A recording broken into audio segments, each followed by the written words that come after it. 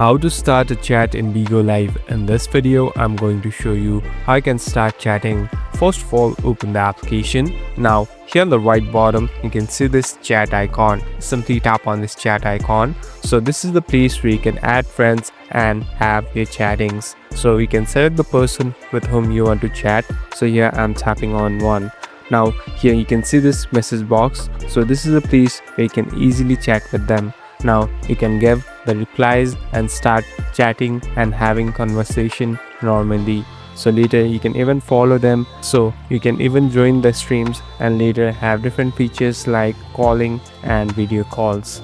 Thank you for watching this video. I hope this video will help you.